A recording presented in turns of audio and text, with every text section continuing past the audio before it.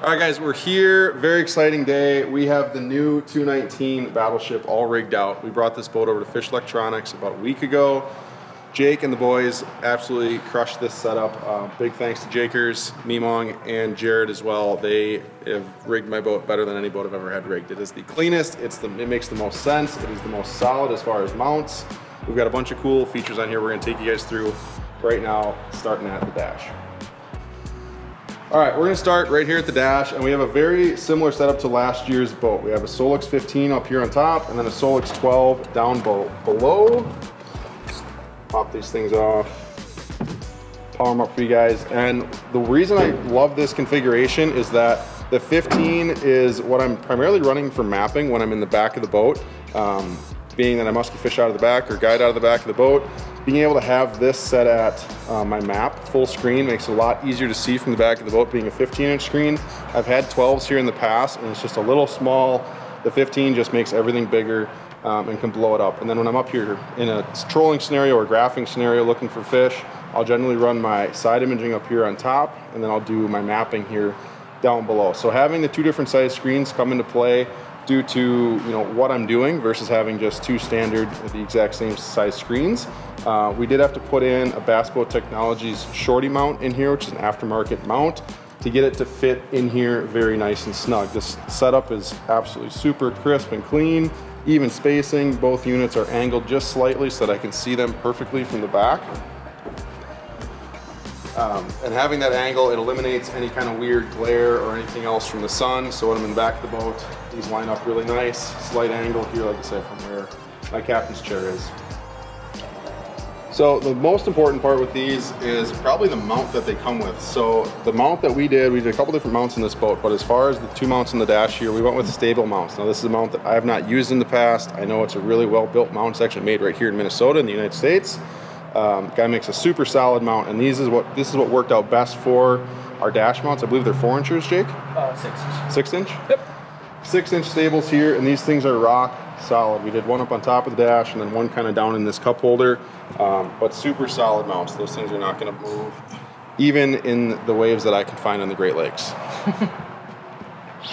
So with these units and with the rest of the units we're going to show you here in the boat, we did have to run 2 5-port switches. These are the new light up 5-ports. The guys mounted them below one of my foot panels down here, but they're super easy. I can see them, very accessible. They're not going to get wet at any point throughout the season. The wires are pointed straight up, so there's no kinks, nothing's going to get pinched. You're always going to have good readings there, and it's easy to pull that panel off and see if we ever have an issue with an Ethernet cable, exactly which one it is. That's the beauty of the new 5-port switch. There's no guessing anymore. There's lights right on the top and show you which one is giving you trouble. So that was a really nice feature we added on this year's boat. All right, guys, we're here in the back of the boat, and this is a section, this is what I'm most excited about, I would say, or this is where I spend all my time, is right here in the back. One thing we added this year I changed is we went with a full track system mounted right to the gunnel. In the past, I've ran it off the Lund Sport Track, and we've had some adapters. The only issue with that is that there's a lot of flex and play in them in that scenario. There's also a lip that you can have a net that gets stuck on when you're going to net a fish. And this longer track gives me a lot more options. I can get down rods further back in the back of the boat for trolling versus whereas the sport track doesn't go nearly as far back as I would have liked it to. So we went with an 84-inch Cisco track. It's definitely overkill for what I need, but when we get into trolling scenarios where we've got a lot of rod trees, a lot of rod holders, that long track really comes into play. We had to do a little custom bending. We did. I would say. We did have to do a little custom bending. Just due to the fact of how long the track is, and there's a natural curve in the boat itself, but we've got them through bolted in the front and back, and then we ran screws in the center and then epoxied everything down. So it is rock solid, it's not going anywhere. It is definitely more stable and secure than the old adapter plates that we would put in the Lund Sport Track system. Now, for the two units back here, we have two units. We've got the Solix 12 and we have an Apex 13. Reason for the one different unit, the Apex, is we're going to be doing a little bit of screen recording this year, show you guys some more electronic stuff so we can get a really nice clean picture. And that's the only one that has an HDMI output. But as far as mounts on these two units, we've got the Cisco track mounts. Now these are a custom order. You guys can get these from Fish Lectronics. I got them from my boat dealer back in Appleton, but you can get these custom ordered for Cisco to slide into a track. I ran these last year and I absolutely loved them. I kind of planned to use them on the whole entire boat, but the stables actually worked out better for on the dash. So with these, there's a ton of adjustability in them, and they also have not only thumb screws to tighten down, but also Allen heads, so you can really wrench them down, and they don't move. I put them on my boat last year in June, and I never had to tighten them or touch them until I took them off the boat in the end of November last year. So I think, Jakers, your first time seeing them. Your thoughts? It is. They are rock solid. I mean, the gimbal is what's moving. It's not the it's not the mount. Like they are absolutely incredible. They don't move, and they're beefy. We're shaking the whole entire boat. So super happy with those mounts, how they turned out. We've kind of got a staggered look here. So then what I'm going to be running in the back here with these two graphs is we're going to have a full screen Mega side imaging and then a full screen Mega 360. So I can have two full screen units back here, utilize all the space. I don't have to do any split screen with my mapping because I have my 15 up here. And then again, these are all Ethernetted back up underneath the dash. All right, we are up here in the bow of the boat, and we did something a little bit different this year than what I've done in the past. In the last 5 years of guiding, I've never had a graph up front for my customers. This year we did put a Solix 10 up here. Reason being, when we get into fall fishing or even fishing like out in the middle of the lake where you're not casting at a specific shoreline, it's much easier for someone to reference just a quick look at the graph, see where they're at, check the Lake Master chip so they can make the right cast. Also having a 70-30 split where they can see a 2D sonar that's coming straight off of our Tarova to tell them how deep the water is. If we get into a later fall situation and they want to be working their bait closer to the bottom, they don't have to worry about snagging nearly as much if they know what the depth is and they're not asking me every single cast what the depth is. So we put a Solix 10 up here.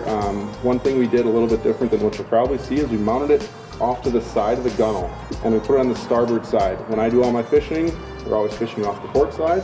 So I wanted this unit to be offset, not in anybody's way. I didn't want to take up any foot space, and we did not want to flush mount it due to the fact that I put all my Thorne Brothers rods here in the rod locker, and my 10-footers need to run all the way to the bow in order to get them to fit in my rod locker. So instead of having all those cables and that unit running right in my flush plate, we moved it here to another 6-inch track and another one of those Cisco mounts to mount it here on the side of the boat.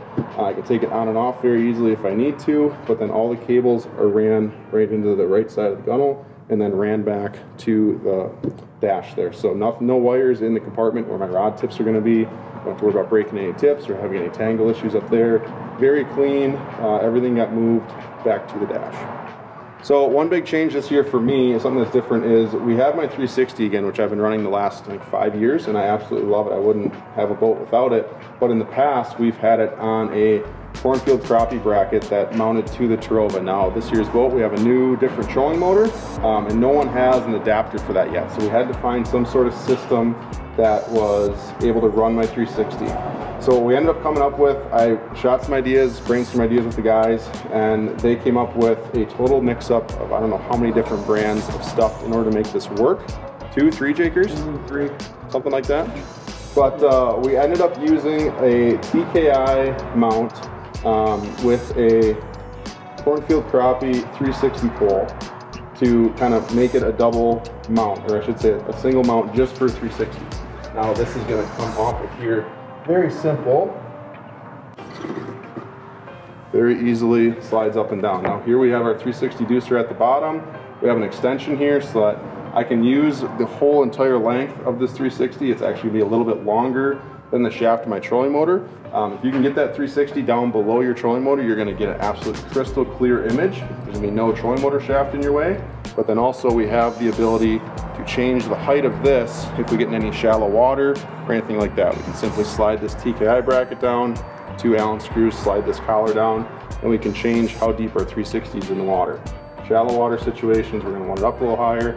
If we're in deep or rough water, we're going to want it in a deeper position so that we're getting a good clear image and that the transducer is never coming up and out of the water. So I got to give my hats off to these guys for putting this together. It is a totally custom deal. I don't know anyone else who is doing this with all these different parts and pieces, but it ended up working out really good. And again, this was recommended actually by Jake. He has one of these TKI poles on his boat and just was super happy with how solid it is. You can move around at high speeds with it if you need to be in a trolling scenario or a graphing scenario, or even just moving in and out of the spot or fishing spots at a very high rate of speed. It's going to be a super solid mount and by far the best one we thought we would have.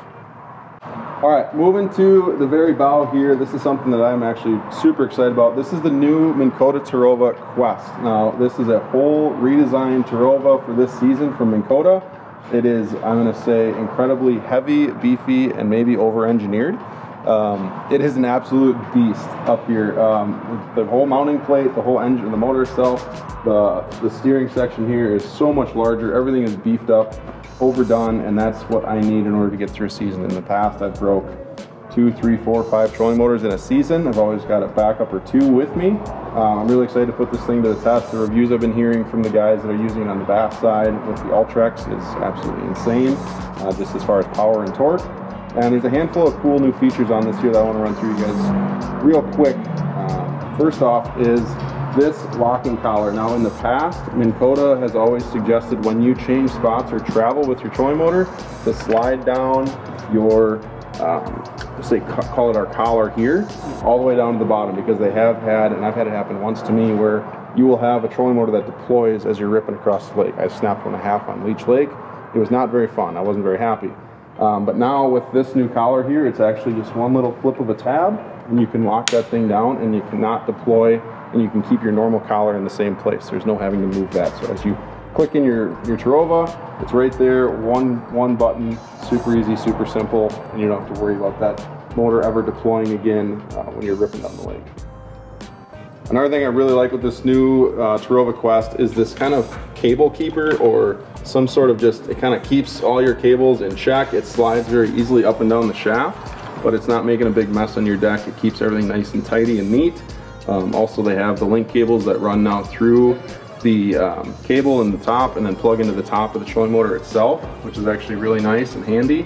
Keeps your floor a lot more clean, keeps everything inside of those cable twists itself. And it's just a cool little add-on that's going to be something simple, but I think something that's going to make my life a lot easier. Another thing, as they're saying, there is a lot on here, is this new depth collar. Now with this new one, there's a simple tab here that you simply lock down. It's a lot heavier duty, a lot easier to slide up and down. There's no more threads or twisting. It's one slide, click it down, you're good to go. Very easy to move. And then with this new Terrova Quest, there's no more having to lock in the trolling motor perfectly. Well, once you put this motor in the water, it's going to automatically orientate itself to straight ahead, and it's locked in right away. There's no more having to twist the head or push your buttons on the foot pedal to get it to drop in and lock. As soon as you put this thing in the water, it is locked and ready to go. There's no more messing around with it. So makes it a lot easier. Anybody can deploy it, anybody can stow it. And again, everything is just really, really well built and overbuilt, I would say, which is what I'm looking for in a trolling motor. All right, staying up here, one thing that we did have to put on, and is an absolute must with all my boats, is a quick release bracket. Now this one is an MK56. This is a new one for the Quest series. It's basically a massive plate that has a giant U-bolt that goes through it. Now, it's very simple and easy to swap out trolling motors.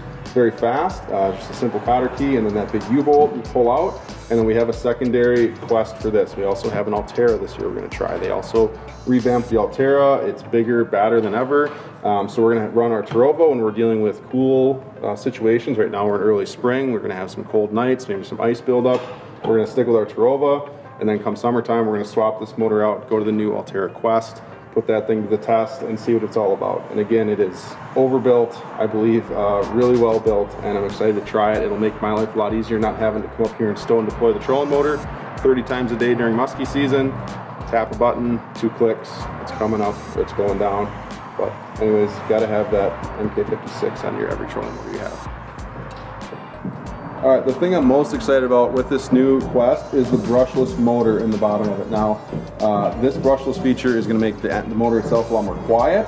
It's also going to make it a lot more efficient. They're talking about 20% more efficiency, and you're going to be able to run that much longer with the same exact thrust. Now, this thing is a 115 versus the old is a 112, but more torque, more thrust, and now there's no more 36 or 24 volt trolling motor. It's simply, the trolling motor is smart enough to know once you hook it up to the batteries if it's a 24 volt or a 36 volt. So this one is obviously going to be hooked up on a 36 volt system, but this exact same motor can also go on a 24 volt system. Now if you need to swap trolling motors back and forth or whatever situation you're in, it makes it a lot more simple, a lot more easy. One trolling motor does it all.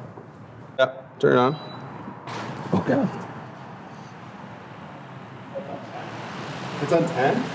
Literally sounds like sand in your bedroom. Like all you hear is a prop.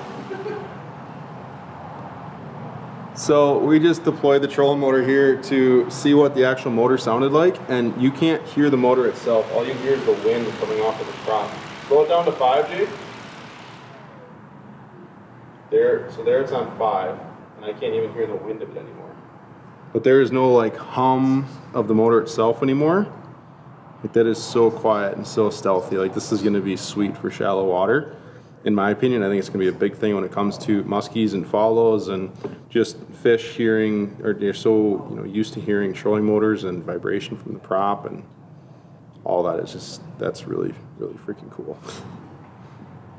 All right, so one other really cool feature we have with the One Boat Network is the ability to run our trolling motor from our graph. So we got my Solix 15 here, our Tarova Quest is powered up, and I can go down to the bottom left corner, hit our little trolling motor icon, and I can control the steering of my trolling motor right here with the push of a button. If you guys watch, I'm going to go left, go right, go left, right. I can turn the trolling motor on and on, or I can turn the trolling motor on and off from this position. I can also hit autopilot, record, spot lock, any of that stuff right from my graph itself.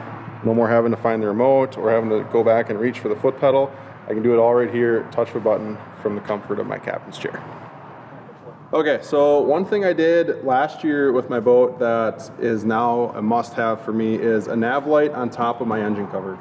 This is an Atwood nav light here. This is US Coast Guard certified light, and we have it attached to my engine cover itself.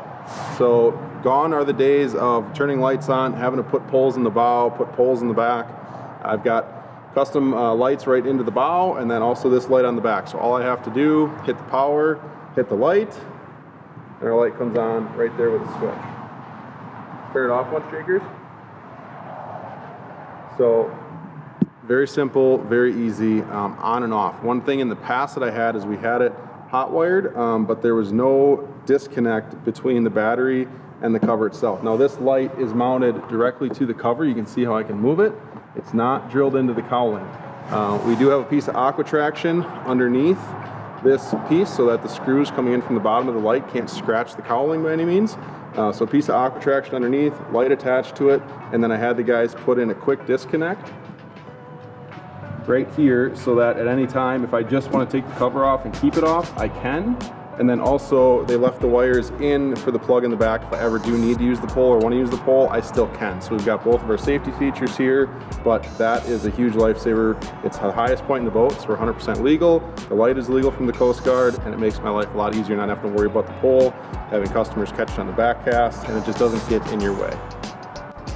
All right, so one other thing that's really cool, the last couple years I've ran in my boat that I wanted to bring into this year's is a no-co plug. Now this plug right here is basically a male end extension cord. Now this plug, it goes back and goes into a 3-way splitter that runs both of my 3-bank chargers, the 345 PCLs. So one extension cord right there, plug it in. The beauty of having it in this location is that when my cover is on, I can still get to it. I don't have to pull my cover off in order to get to my plug. So you got the boat covered up if it's raining or snowing. You don't have to pull the cover off in order to plug the boat in. Simply grab an extension cord, stuff it into the back here, and you're good to go. Now we've got some holes to cover up here from some kicker stuff and whatever that still needs to get mounted. But as far as the no-co plug, this is a super awesome feature on the boat.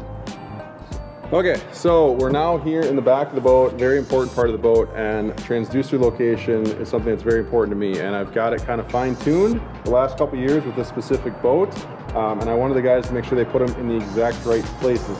They absolutely crushed it. It's super clean, it looks great, and we're gonna show that to you guys now. So with my electronics, with my side imaging, I run a Y cable set. I can run one left deucer and one right deucer. What that means is there's 2 side imaging deucers, one on each side of my engine, and one is designated to shoot to the right side of the boat, one is designated to shoot to the left side of the boat. Now what this aids in is it gets you the clearest picture possible due to the fact that your engine is not in the way at any point.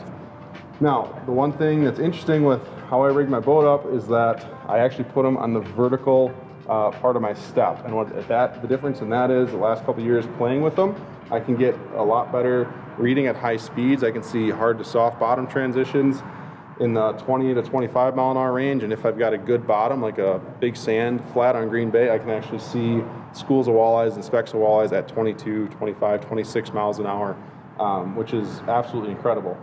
Another awesome reason to have the 2 side engine transducers is that if at any point one of these would be ripped off by, say, a log or a rock or something like that, we can still utilize the other transducer that's on here to get us through the day. We're not going to totally lose our side engine capability. So having 2 transducers is a must for me. Not only does it give me the clearest picture, but it also gives me a backup transducer if I ever were to need it.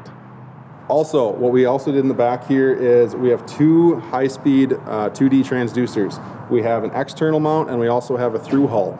Now we're linked up to use the through hull as of right now.